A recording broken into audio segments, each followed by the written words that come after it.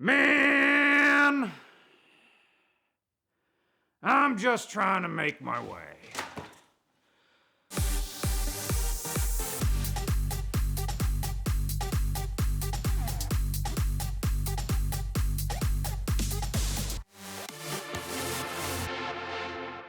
I pick up hitchhikers, and I'm good at it. In fact, I'm so good at picking up hitchhikers, people call me. This story begins in 2016. Loser men across the swinging Commonwealth of Pennsylvania strutted like virile, conquering generals from dirt malls to U-Pullet yards. Their king won. On his throne he sat, and that meant they too were winners. Me? I just finished learning how to resto-mod a 1960 Ford Falcon sedan. My attention was focused on surviving. I had no seatbelts, no crumple zones, or collapsible steering wheel. My red Ford Falcon thrusted through the warm June air with a freshly built 250 horsepower 302 roller motor with a 600 CFM Edelbrock, roller rockers, shorty headers, and a Petronics distributor. The Falcon had 3 secrets. 1. The transmission tunnel was cut and raised to accommodate a Ford AOD. That meant I had an overdrive gear. 2. The rear end was an 8.8 out of a Ford Explorer Eddie Bauer edition. That meant I had limited slip or Ford True Track and 373 rear gearing. I could rip 11s all day long. And number 3, I had 8-into-1 headers with a Walker Quiet Flow muffler. I was hiding the fact that this car had a V8. Because every winga-dinga who V8s some post-war I6 car has to run duals so they can... Hey, let's go to Heisler's Dairy Bar and play mini golf. Here I come, blah, blah, blah, blah, blah, blah. My favorite Roy Orbison song is Here Comes the Sun. Yo, butt! The snack bar can't see you from the back 9, so I'm gonna give the little lady a little Holly double pumper. Doc said I need to do cardio twice a week, but he had NPR on, so what does he know? So thanks to Bruce Henn's Garage in Hamburg, Pennsylvania for building that car. So check him out, brucehensgarage.com. But if you want a car from him, get in line. So Bruce instructed me to put a generous amount of miles on the Falcon. To break it in, of course, but keep it close to Hamburg just in case.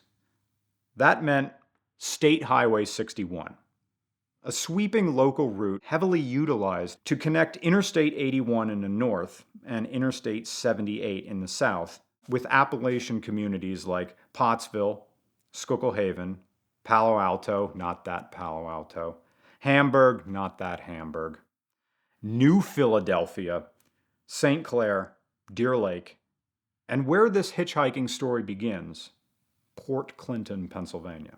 Port Clinton is one of those many incorporated boroughs through which the Appalachian Trail, a roughly 2,200-mile hiking trail, passes. Hikers begin, where we're recording this right now, in Georgia, at Springer Mountain. Hikers begin usually no later than April 1st because if you have to be a fool to walk all the way to Maine, to Mount Katahdin, usually most hikers arrive in Pennsylvania between June and July. The Appalachian Trail, hereby referred to as the AT, was continuously blazed and reblazed throughout the 1930s. This predates the Eisenhower interstate system and most state highways. Hikers only carry about 5 days' worth of food, enough to get to the next trail town to buy more. By the late 90s and early 2000s, most small town general stores and bed and breakfasts got pimp-slapped by Adam Smith's invisible hand. Imagine this. You've been hiking for 5 days. It's been 5 days since your last shower. You've walked about 25 miles a day. You have 2 changes of clothes. One dirty pair you hike in, and one less dirty pair you sleep in.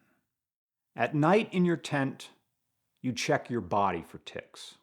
You've sustained on tuna fish, ramen, Snickers bars, tortillas, mozzarella string cheese, and black coffee. The lightest and most heavy calorie-dense food you can carry. Your face is sticky. Flies are following you. You keep iPods in your ears, but they're turned off. They're there to keep flies from crawling in your ears. Your toes and heels are wrapped in medical leukotape to mitigate blistering. All you want is a shower. A long shower. A long, hot hotel shower. You fantasize about using every bottle of complimentary soap and conditioner. And then you'll lie face down, naked in a clean bed where you will sleep until you wake up. You want fresh vegetables. You've never daydreamed about broccoli before. How about a crisp salad with tender grape tomatoes, shredded carrots, and steaming strips of grilled chicken? Protein and vitamins for your overworked calf muscles. You'll ask the server for a cereal bowl full of grapes, strawberries, and seared Brussels sprouts. And then, please, please, your heaviest, darkest, highest ABV beer you have. Oh, sweet sedation, envelop me, you think. Fill my stomach with food and my blood with alcohol and carry me to a dreamless sleep. Yo, hiker trash! Guess what? The old town stores and bed and breakfasts have gone the way of dial-up. You get to walk now along the side of a highway with no shoulder to a shopping center where Wally World and the hotel chains now live. Welcome to Pennsylvania. Here come 18-wheelers full of diesel fuel and patriotism. And you look like a hippie, a dirty hippie. Think they're giving you any room? You'll get an earful of compression brake on general principle as they pass. Well, either walk that highway or stick out your thumb, because there's no Uber or Lyft here. I've lived in the presence of the AT, but never thought much of the hikers. Every summer I'd see the outstretched thumbs in Port Clinton, but they were as seasonal as the trees growing their summer leaves. But that summer in 2016 was different. I had a classic car. And what's the fun of having a weird car if you don't share it with people? I saw outstretched thumbs attached to dirty forearms, attached to slasher flick bodies, and I pulled over. The hikers' eyes lit up, and they ran up to my red Falcon. It was almost like that opening scene in Fear and Loathing in Las Vegas. I had a B&M Mega Shifter in front of the bench seat and 373 rear gearing in the back. The hikers pile into the car. I reach and ratchet this thing down into first gear because I had about 20 yards to get this thing up to highway speed. No tack in my Falcon. Just listen to the engine, and when that 302 sounds like a wooden roller coaster at the bottom of the first hill, slap that T-handle forward like an MP5 for the next gear.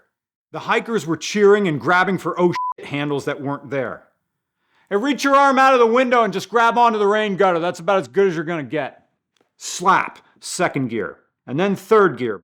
So I drive them up to Wally World, where the two grisly-looking hikers would replenish their tuna fish, cheese, tortillas, and Pop-Tarts. Turns out Pop-Tarts are to hikers what pre-workout is to drivers who want to drive from Philly to Atlanta nonstop.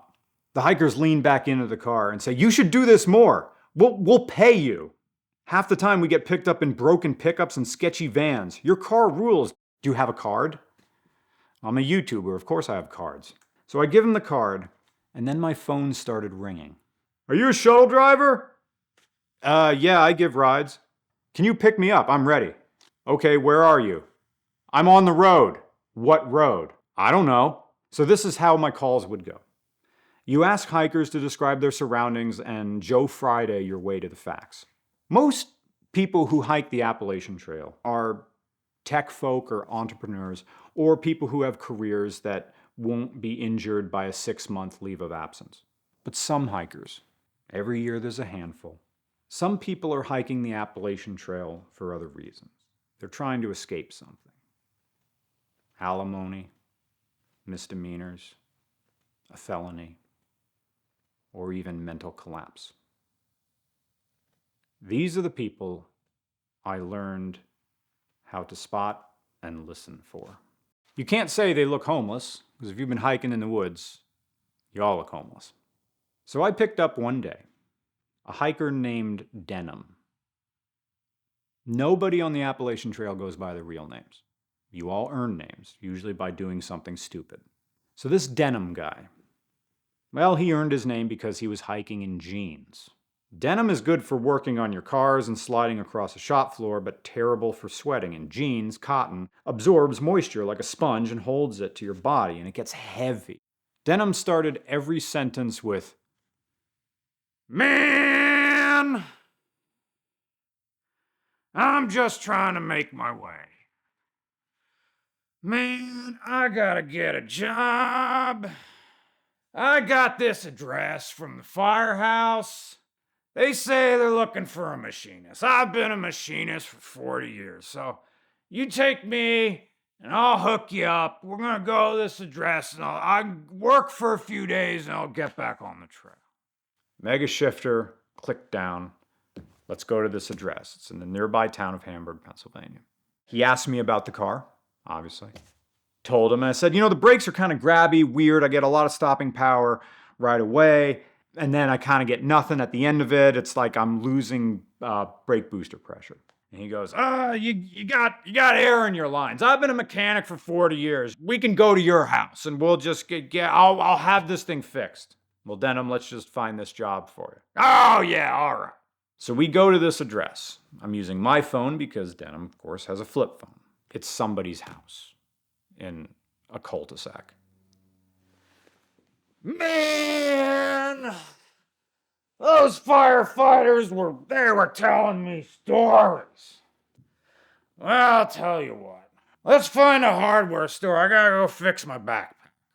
Most hiking backpacks now in 2023 are Cuban fiber. They're made from parachute material. They're very, very light. They have back supports that are usually also a carbon fiber shell. Once you kit yourself out, you could probably buy a Holley Terminator EFI kit for what it costs to gear yourself up. Now, this guy had a hiking backpack from the early 90s. Back then, it wasn't like an Alice backpack that has an external frame. These things had internal frames. Just two little strips of metal, probably aluminum, going up the back that sort of held the pack, kept its shape, and took some weight off your back. Well, his broke. So we go back to Port Clinton at a shelter. We're looking at his backpack. Indeed, his frame rails of his backpack were broken. So, okay. Well, if we had a vise or some vise grips, we could get some J&B weld, put a little sandwich in there, and then you're going to be fine. Didn't have that, so I'm rooting through the back of the Falcon. You have an old car. You have parts, stuff there in case. We had some J&B, but we had no vise, and we had duct tape. Okay, well, let's smear some J&B on this, put some smeared duct tape, and try to get it tight enough that we can slide these little frames back into your backpack, into the tiny sleeves there, and you should be good. Well, Denim starts wrapping the frame with duct tape, and of course it's not going back in there. And this guy is getting angrier and angrier and angrier until he finally just picks up his backpack like this and just throws it across the shelter. There's other hikers there, and he starts stomping his feet on the ground like a little child having a temper tantrum. Every four-letter word he can think of, he's yelling it. They immediately cleared out the shelter. People are walking down the road, and I just stand back. He settles down, and I start talking to him. He told me that he was trying to get away from a family who had decided that they shouldn't exist anymore, and they all mutually took themselves out. And then he says, "Anyway, let's go to your house and fix those brakes on your car." I fake a phone call and leave. But I still pick up hikers. The Simple Lease from Premier Financial Services is the most powerful tool in the world of exotic car financing. You get all the benefits of a lease, like the tax preference as well as the low payments, plus the benefits of a traditional loan. You can build up equity, pay it off at any time, and along the way you'll know exactly where you stand with their easy to understand amortization table. Premier's amazing nationwide team is standing by and ready to help you own your dream car in a way that's easier and more affordable than you could ever imagine. Whether it's a vintage Porsche, a modern McLaren, or a multi-million-dollar car collection, Premier is here to help. They've been supporting VINwiki for the last 6 years, and we certainly love them for that, but even more so, we love them because they make it easier and more affordable than you could imagine to own your dream car.